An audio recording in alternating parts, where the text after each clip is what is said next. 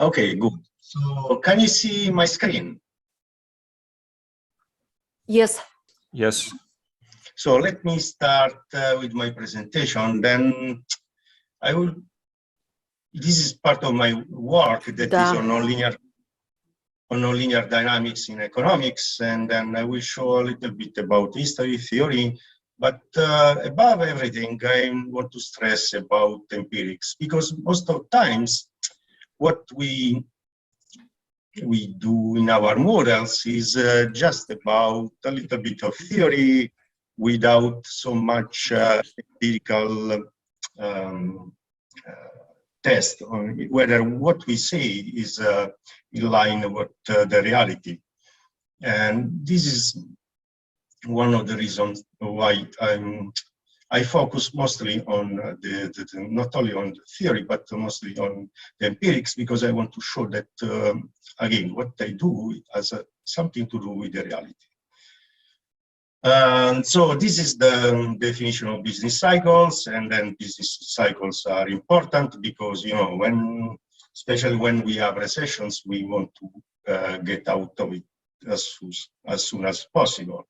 And this is an example of two kinds of business cycles. So financial cycle in blue and economic cycles in red. And then, again, the importance of a business cycle has been always acknowledged in economics, but there was a problem in terms of the explanation of the basics of this the cycles, business cycles. And also there was a problem in terms of the mathematical aspect of that, the description, the formal description of that phenomenon. So one of the first to propose kind of mathematical approach to the modeling was Le Corbusier, that also draw inspiration by Van der Pol, and then try to introduce into economics this kind of view that cycles can be something endogenous, not external random shocks. And this was against the wisdom and the mainstream, because especially the econometricians didn't like it, just for that the cycles are caused by whatever you can classify as a random shock external. And this is an example of Van der Pol equation, and then you see in this way you can try to understand and model something similar in economics. So Goodwin was one of the first that tried to introduce this kind of explanations, nonlinear dynamics in economics. And then he focused, for example, on the linear equation that is able to generate stable limit cycles as well as persistence of oscillations and so on. Then there was also someone else like Lee and York, and then took advantage of Sharkovsky, and then demonstrated that thanks to this Verlusto logistic equation, then may be cycles also in economics, and the formalization could be like in this way, with a discrete model. Then other authors started to work on business cycles, on nonlinear models, especially when this chaos theory started to gain traction in physics, meteorology, and so on. So, for example, Chiarella, Flaschel, and Chiarella itself tried to build up, for example, a framework in which there was a kind of integration between the macroeconomic models and this equilibrium growth. So as I mentioned before, what is the point? So why modeling business cycles in this way? Because the answer would be, again, that the cycles are embedded into the structure of the economy, are not just random shocks or whatever. So, and then if you think that they are embedded in the structure of the system, then you can understand the nature of the business cycles. And then also to explain, this is one of my models, and to explain also situations like Black Swan. So things that can happen that you cannot think in advance that can happen. So this is kind of the unthinkable and unthinkable. It's a definition that has been made popular by the American strategist. So I will skip this kind of details like definition of critical points, the center, stable node, the spiral, or whatever. And then one of the models is this one is on the main models on nonlinear dynamics and cycles is this one by Goodwin that is very well known. So what he's doing is trying to explain this model that employment and share in the participation of the economy, the salaries, in a way that at the end, what is the Lotka-Volterra model? That is a struggle between competition between prey and predator. It can be also explaining the struggle between capitalists and workers in economics. And then you have this kind of behavior in that framework, the Goodwin framework. So you see, that this kind of changes in unemployment and profit share then cause structural change in the economy. The problem with this kind of model is that is not able to model the waves in innovation, changes in capital output ratios, the change of relative prices and interest rates, and so on. So this kind of model was a breakthrough in economics, but there are many things that are unexplained. So that's why it should be used as basics, but not is not sufficient to explain the current economy.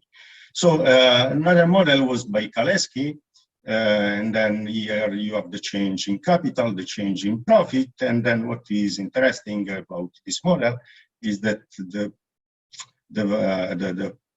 change in profit may become negative, and this is this goes according to also Marxist approach to the capitalism, that there is a point in which profit can be negative. And then there is another model by Kaldor that in which he explained the changes in income and the changes in capital, not through the linear, this is S stands for savings and I stands for investments. So not through linear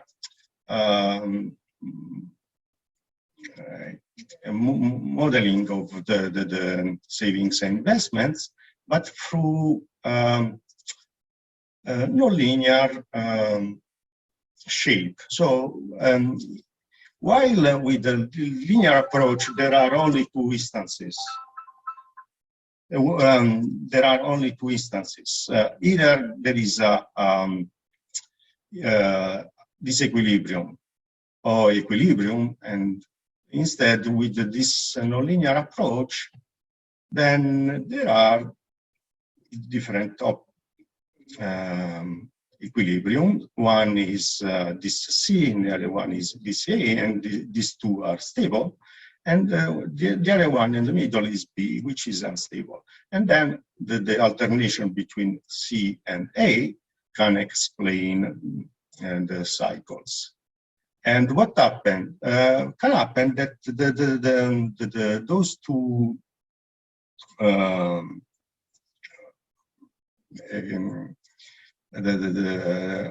models, so the S and the I, the functions, can move. So what was before in the middle, so the stable point, the unstable equilibrium, is coinciding in this case with the stable one. So there is a complete shift from this point to this point if there is a perturbation around this. So that's why, again, you have embedded in the structure of the model, you have embedded a cycle. So I will skip all of this, and then I will introduce this ESG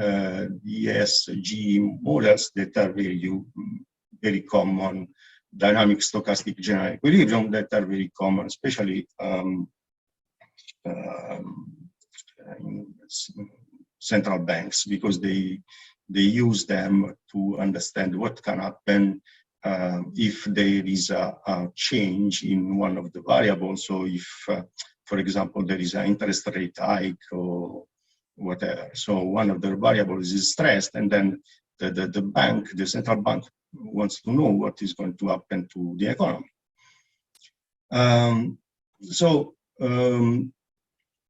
Those models are quite, as I said, widespread and good in understanding what can happen. But the problem is that those models need to be converted in a VAR model. So there is kind of linearization, and then could be that this transformation is not made correctly, or the micro foundations can be wrong, or there is no regime dependent VAR specification. So because this VAR is a linearization, can be that the linearization is completely different depending on the state of the economy. So you have to at least account for different state of economy, and then based on that, then you can define a different kind of VAR specification. And this is an example of, by Chen and Semler, that what can happen in terms of rate cut to the economy. I was saying at the beginning that my objective is to find some applications that can match the theory with the reality. And then I started to study this recurrence quantification analysis that at the end is about measuring the trajectories. So you have a model and a time series, whatever, and you measure how close is the trajectory from one point in time to another point in time. And there are many applications from physiology to geophysics and economics and so on. The recurrence plot is, at the end of the day, is the picture of what I said, this closeness between different points. So, and I take the GDP, for example, as a time series, and try to understand whether we can have a kind of schematic idea of what is going on. So this is the GDP. And then these are the variations, and then you see with gray, highlighted in gray, you can see the recession periods. And then this is the graph that you can get with this time series and the recurrence quantification graph. So the recurrence plot. And you see that corresponding to this kind of crisis, there is also a structural change also in the graph. It's not 100% one-to-one. So I try to understand better what is going on here. And there are many quantifiers. So one is determinism, another one is linearity, and so on. And there is some literature that says, for example, that when there is crisis, there is a reduction in determinism and linearity. And then what I do here, I just consider determinism and linearity, and I plot again with the gray lines, I plot the recessions, and then I show what can happen to in terms of determinism and linearity, and you see the peaks are here next to the recession periods. Sorry. So, but this is not enough, what I have done. So I try to understand, sorry, all the possible measures, and I try to build time series that is completely artificial. So what I do, I start from this time series that is just random noise, then apply a stress or a change in the means. So from this, I get this. And the difference is just a change of the mean. Then what I do is I change the variance as well. So I apply first a change in the means, then a change in the variance, and I get this different time series. So that is a perturbed time series in which I changed again the mean as well as the variance. So what I get, this is the original time series, and this is the resulting correlation index that they found. And you see there is no major highlight. But here, if you have a look at the blue one, every time that there is a change, either in the volatility or in the mean, you can see here there is a variation of this index, the absolute correlation. So, and this absolute correlation is made through the recurrence quantification analysis. So there is a clear correspondence between changes in the volatility or mean and changes in this absolute correlation. So this is a way again to find practically in real life an application of something theoretical that is the recurrence quantification analysis. And also I have done here the same exercise to show the different kind of measures that you can get. And then you see also here on the real data, you can see this kind of peaks that are corresponding to changes in the real, in the GDP. So let me show you another model. This is a synthetic model. This is about Kaldor-Kareski model that has been devised by me. And those time series are just synthetic in the sense that are produced by my system. And you see capital and change the variation in consumption. We have 10,000 years here. And the change on investments, income, and consumption. So these all are flow variables, and this is a stock variable. And the same system with just change in the initial condition can also produce this kind of behavior. So this is the attractor, and then also there are different kind of analysis, like spectral analysis. You see there is no dominant peak. That means that the time series appears to be stochastic. And here you have the Lyapunov exponents for all those time series, and you see that is always positive.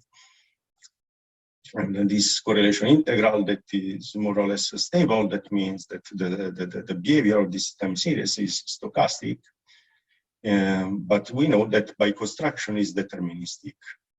And then I show you the recurrence plot. This recurrence plot is on my simulated time series. And as I said, I have 10,000 points. And you see this kind of enlargement can be an enlargement of this, is what you see on real data. This is the same recurrence plot on real data. So this is simulation, and this is real data. And again, we have much less data than here. Here we have 10,000, and here about 200 data. So what is the point? That again, if we can find some determinism in the time in nature, in economic systems, then we have better ways to understand the system as well as to describe it and to manage it. So this is the reason why I focus on that. And then also, I show you that if the system is not predictable and so on, but is controllable, because there is a in chaotic theory, there is a way to control chaos. So maybe we can have different ways to drive and control our economy. And so not only the ones that can be available to the central banks, whatever, but also, again, different ones that can be better suited for different kind of situations. And so I'm going to show you one.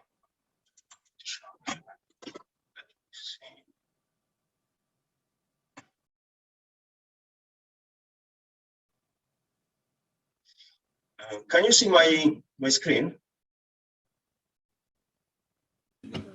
Yes. Yes, we can. Let me see. No problem. I want to, okay, this is a little bit smaller, but just to want as an example. So what I have done here, for example, I try to model burst and cause regularization in credit risk. And this is a kind of different model that I used here. And this model is through the Rourke map. Yeah, Rourke is Russian, as you may know. And then what I do, I compare the map, the Rourke map, with the Arima-Garch, because Arima-Garch is a very, very powerful model that has been used in econometrics and then is based on the stochastic approach. Instead, this Rourke map is completely deterministic. And I use my version of this Rourke map. And then what I do, I try to understand whether we can model again burst and synchronization in economics. And this is in credit risk.